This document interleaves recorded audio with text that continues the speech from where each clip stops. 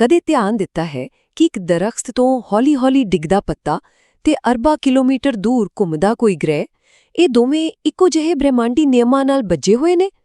ਹਾਂਜੀ, ਅੱਜ ਅਸੀਂ ਉਸੇ ਭਾਸ਼ਾ ਨੂੰ ਸਮਝਣ ਦੀ ਕੋਸ਼ਿਸ਼ ਕਰਾਂਗੇ ਜਿਸ ਵਿੱਚ ਸਾਰੀ ਕਾਇਨਾਤ ਗੱਲ ਕਰਦੀ ਹੈ।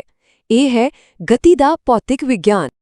ਇਸ ਸਫ਼ਰ ਤੇ ਅਸੀਂ ਸਿਰਫ ਇਹ ਨਹੀਂ ਦੇਖਾਂਗੇ ਕਿ ਚੀਜ਼ਾਂ ਕਿਉਂ ਚੱਲਦੀਆਂ ਨੇ, ਸਗੋਂ ਇਹ ਵੀ ਸਿੱਖਾਂਗੇ ਕਿ ਉਨ੍ਹਾਂ ਦੇ ਭਵਿੱਖ ਬਾਰੇ ਭਵਿੱਖਬਾਣੀ ਕਿਵੇਂ ਕੀਤੀ ਜਾ ਸਕਦੀ ਹੈ। ਤਾਂ ਫਿਰ ਤਿਆਰ ਹੋ ਜਾਓ, ਕਿਉਂਕਿ ਅਸੀਂ ਗਤੀ ਦੇ ਰਹੱਸਿਆਂ ਤੋਂ ਪਰਦਾ ਚੁੱਕਣ ਵਾਲੇ ਹਾਂ। ਤਾਂ ਇਹ ਹੈ ਸਾਡਾ ਅੱਜ ਦਾ ਪੂਰਾ ਸਫ਼ਰ। ਅਸੀਂ ਗਤੀ ਦੇ ਸਭ ਤੋਂ ਬੁਨਿਆਦੀ ਨਿਯਮ ਤੋਂ ਸ਼ੁਰੂ ਕਰਾਂਗੇ, ਫਿਰ ਸਫ਼ਰ ਨੂੰ ਮਾਪਣ ਦੇ ਤਰੀਕੇ ਯਾਨੀ ਦੂਰੀ ਤੇ ਵਿਸਥਾਪਨ ਨੂੰ ਸਮਝਾਂਗੇ। ਉਸ ਤੋਂ ਬਾਅਦ ਗਤੀ, ਵੇਗ ਤੇ ਪ੍ਰਵੇਗ ਦੀ ਗੱਲ ਕਰਾਂਗੇ। ਫਿਰ ਦੇਖਾਂਗੇ ਕਿ ਗ੍ਰਾਫਾਂ ਵਿੱਚ ਇਹ ਸਾਰੀ ਕਹਾਣੀ ਕਿਵੇਂ ਦਿਸਦੀ ਹੈ, ਭਵਿੱਖਬਾਣੀ ਕਰਨਾ ਸਿੱਖਾਂਗੇ ਤੇ ਅਖੀਰ ਵਿੱਚ ਇੱਕ ਮਜ਼ੇਦਾਰ ਬੁਝਾਰਤ ਨਾਲ ਆਪਣੀ ਸਮਝ ਨੂੰ ਪਰਖਾਂਗੇ। ਚਲੋ ਫਿਰ ਸ਼ੁਰੂ ਕਰਦੇ ਹਾਂ ਬ੍ਰਹਮੰਡ ਦੇ ਸਭ ਤੋਂ ਪਹਿਲੇ ਤੇ ਸਭ ਤੋਂ ਜ਼ਰੂਰੀ ਨਿਯਮ ਨਾਲ। ਗਤੀ ਹਮੇਸ਼ਾ ਸਾਪੇਖ ਹੁੰਦੀ ਹੈ। ਜ਼ਰਾ ਸੋਚ ਕੇ ਦੇਖੋ, ਤੁਸੀਂ ਇੱਕ ਬੱਸ ਵਿੱਚ ਸਫ਼ਰ ਕਰ ਰਹੇ ਹੋ। ਤੁਹਾਡੇ ਨਾਲ ਬੈਠਾ ਯਾਤਰੀ ਤੁਹਾਡੇ ਲਈ ਬਿਲਕੁਲ ਰੁਕਿਆ ਹੋਇਆ ਹੈ, ਸਥਿਰ ਹੈ। ਪਰ ਬਾਹਰ ਸੜਕ ਤੇ ਖੜੇ ਕਿਸੇ ਬੰਦੇ ਲਈ ਤੁਸੀਂ ਦੋਵੇਂ ਬਹੁਤ ਤੇਜ਼ ਰਫ਼ਤਾਰ ਨਾਲ ਅੱਗੇ ਜਾ ਰਹੇ ਹੋ। ਤਾਂ ਫਿਰ ਸਵਾਲ ਇਹ ਹੈ ਕਿ ਸਹੀ ਕੌਣ ਹੈ, ਤੁਸੀਂ ਜਾਂ ਉਹ ਬਾਹਰ ਵਾਲਾ ਬੰਦਾ? ਜਵਾਬ ਹੈ ਦੋਵੇਂ ਸਹੀ ਨੇ। ਭੌਤਿਕ ਵਿਗਿਆਨ ਵਿੱਚ ਸਾਰਾ ਖੇਡ ਸੰਦਰਭ ਬਿੰਦੂ ਦਾ ਹੈ। ਮਤਲਬ ਤੁਸੀਂ ਚੀਜ਼ਾਂ ਨੂੰ ਦੇਖ ਕੇ ਤੋਰੇ ਹੋ।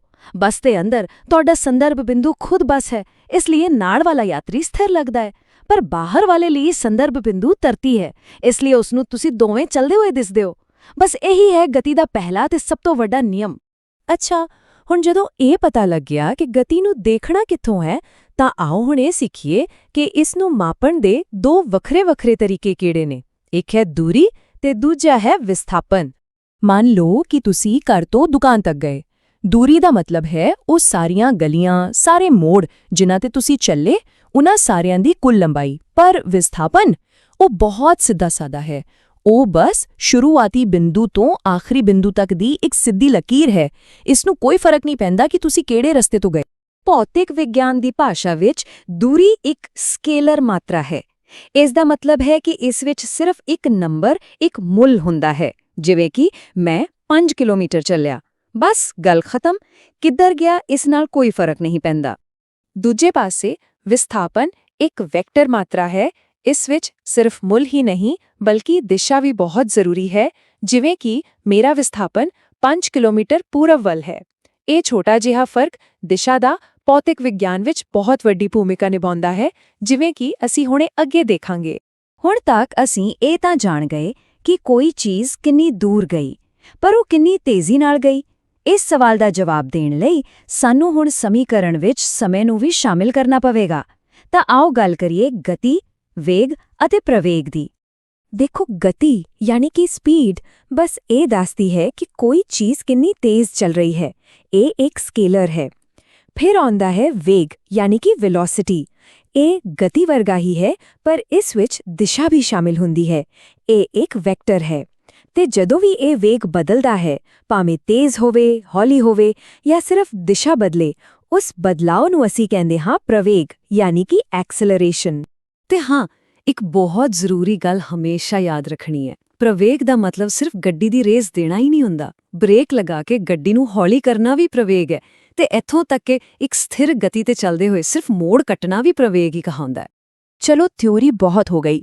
ਹੁਣ ਆਓ ਇਸ ਸਾਰੀ ਕਹਾਣੀ ਨੂੰ ਤਸਵੀਰਾਂ ਵਿੱਚ ਦੇਖੀਏ, ਕਿਉਂਕਿ ਗ੍ਰਾਫ ਸਾਨੂੰ ਸ਼ਬਦਾਂ ਤੋਂ ਕਿਤੇ ਵੱਧ ਦੱਸ ਸਕਦੇ ਹਨ।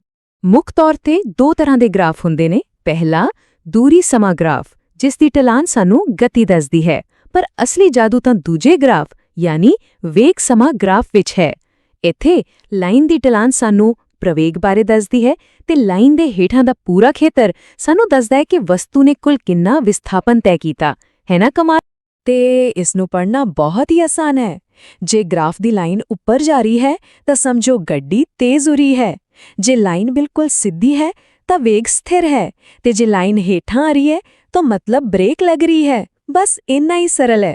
ਤੇ ਹੁਣ ਅਸੀਂ ਪਹੁੰਚ ਗਏ ਹਾਂ ਇਸ ਸਫ਼ਰ ਦੇ ਸਭ ਤੋਂ ਰੋਮਾਂਚਕ ਹਿੱਸੇ ਤੇ। ਇਨ੍ਹਾਂ ਗ੍ਰਾਫਾਂ ਦੀ ਮਦਦ ਨਾਲ ਅਸੀਂ ਭੌਤਿਕ ਵਿਗਿਆਨ ਦੇ ਉਹ 3 ਜਾਦੂਈ ਸਮੀਕਰਨ ਸਮਝਾਂਗੇ ਜੋ ਸਾਨੂੰ ਕਿਸੇ ਵੀ ਚਲਦੀ ਹੋਈ ਚੀਜ਼ ਦਾ ਭਵਿੱਖ ਦੱਸ ਸਕਦੇ ਨੇ। ਇਹ ਹਨ ਗਤੀ ਦੇ 3 ਸਭ ਤੋਂ ਮਸ਼ਹੂਰ ਸਮੀਕਰਨ।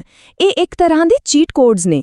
ਇਹ 5 ਚੀਜ਼ਾਂ ਵਿਸਥਾਪਨ s, ਸ਼ੁਰੂਆਤੀ ਵੇਗ u, ਅੰਤਿਮ ਵੇਗ v, ਪ੍ਰਵੇਗ a ਅਤੇ ਸਮਾਂ t ਨੂੰ ਆਪਸ ਵਿੱਚ ਜੋੜਦੇ ਨੇ। ਮਤਲਬ ਜੇ ਸਾਡੇ ਕੋਲ ਇਹਨਾਂ ਵਿੱਚੋਂ ਕੋਈ ਵੀ 3 ਚੀਜ਼ਾਂ ਹੋਣ ਤਾਂ ਅਸੀਂ ਬਾਕੀ 2 ਦਾ ਪਤਾ ਆਰਾਮ ਨਾਲ ਲਗਾ ਸਕਦੇ ਹਾਂ। ਪਰ ਸਵਾਲ ਇਹ ਉੱਠਦਾ ਹੈ ਕਿ ਇਹ ਸਮੀਕਰਨ ਆਏ ਕਿੱਥੋਂ? ਕੀ ਇਹ ਬਸ ਆਸਮਾਨ ਤੋਂ ਟਪਕ ਪਏ? ਜੀ ਨਹੀਂ, ਬਿਲਕੁਲ ਨਹੀਂ। ਇਹਨਾਂ ਦਾ ਸੋਮਾ ਉਹੀ ਹੈ ਜੋ ਅਸੀਂ ਹੁਣੇ-ਹੁਣੇ ਦੇਖਿਆ ਹੈ, ਸਾਡਾ ਵੇਗ ਸਮਾਂ ਗ੍ਰਾਫ। ਆਓ ਪਹਿਲੇ ਸਮੀਕਰਨ ਨੂੰ ਦੇਖੀਏ। ਯਾਦ ਹੈ ਅਸੀਂ ਕਿਹਾ ਸੀ ਕਿ ਵੇਗ ਸਮਾਂ ਗ੍ਰਾਫ ਦੀ ਢਲਾਨ ਪ੍ਰਵੇਗ ਹੁੰਦੀ ਹੈ, ਠੀਕ ਹੈ? ਤੇ ਢਲਾਨ ਦਾ ਫਾਰਮੂਲਾ ਹੁੰਦਾ ਹੈ ਰਾਈਜ਼ ਬਟਾ ਰਨ। ਸਾਡੇ ਗ੍ਰਾਫ ਵਿੱਚ ਰਾਈਜ਼ ਹੈ v-u ਤੇ ਰਨ ਹੈ t।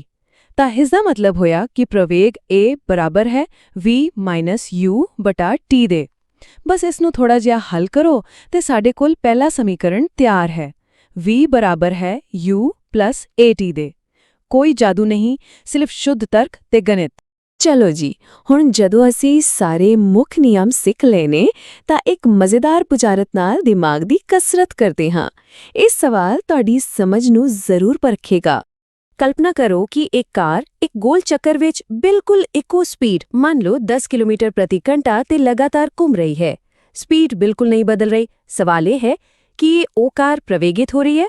ਇਸ ਦਾ ਜਵਾਬ ਸ਼ਾਇਦ ਤੁਹਾਨੂੰ ਹੈਰਾਨ ਕਰ ਦੇਵੇ। ਜੀ ਹਾਂ, ਬਿਲਕੁਲ। ਇੱਕ ਸਥਿਰ ਗਤੀ ਨਾਲ ਇੱਕ ਚੱਕਰ ਵਿੱਚ ਘੁੰਮਣ ਦੇ ਬਾਵਜੂਦ ਉਹ ਚੀਜ਼ ਲਗਾਤਾਰ ਪ੍ਰਵੇਗਿਤ ਹੋ ਰਹੀ ਹੈ। ਪਰ ਇਹ ਕਿਵੇਂ ਹੋ ਸਕਦਾ ਹੈ? ਯਾਦ ਕਰੋ, ਅਸੀਂ ਵੇਗ ਬਾਰੇ ਕੀ ਸਿੱਖਿਆ ਸੀ? ਵੇਗ ਦਾ ਮਤਲਬ ਸਿਰਫ ਗਤੀ ਨਹੀਂ, ਬਲਕਿ ਗਤੀ ਦੇ ਨਾਲ-ਨਾਲ ਦਿਸ਼ਾ ਵੀ ਹੈ।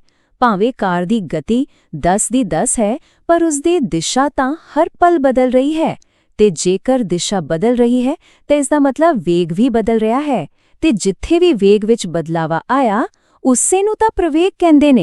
ਤਾਂ ਦੇਖਿਆ, ਅਸੀਂ ਘੁੰਮ ਫਿਰ ਕੇ ਵਾਪਸ ਉੱਥੇ ਹੀ ਆ ਗਏ ਜਿੱਥੋਂ ਸ਼ੁਰੂ ਕੀਤਾ ਸੀ ਕਿ ਗਤੀ ਹਮੇਸ਼ਾ ਸਾਪੇਖ ਹੁੰਦੀ ਹੈ। ਅਸੀਂ ਗਤੀ ਨੂੰ ਮਾਪਣਾ, ਦੇਖਣਾ ਤੇ ਉਸ ਦੀ ਭਵਿੱਖਬਾਣੀ ਕਰਨਾ ਸਿੱਖ ਲਿਆ। ਪਰ ਇਹ ਸਾਰਾ ਗਿਆਨ ਸਾਨੂੰ ਇੱਕ ਬਹੁਤ ਹੀ ਡੂੰਘੇ ਸਵਾਲ ਤੇ ਛੱਡ ਜਾਂਦਾ ਹੈ। ਜੇ ਹਰ ਚੀਜ਼ ਕਿਸੇ ਨਾ ਕਿਸੇ ਚੀਜ਼ ਦੇ ਮੁਕਾਬਲੇ ਵਿੱਚ ਚੱਲ ਰਹੀ ਹੈ, ਤਾਂ ਕੀ ਇਸ ਪੂਰੇ ਬ੍ਰਹਿਮੰਡ ਵਿੱਚ ਸੱਚਮੁੱਚ ਕੋਈ ਚੀਜ਼ ਅਜਿਹੀ ਹੈ ਜੋ ਪੂਰੀ ਤਰ੍ਹਾਂ ਸਥਿਰ ਹੋਵੇ? ਇਸ ਤੇ ਜ਼ਰੂਰ ਸੋਚਿਓ।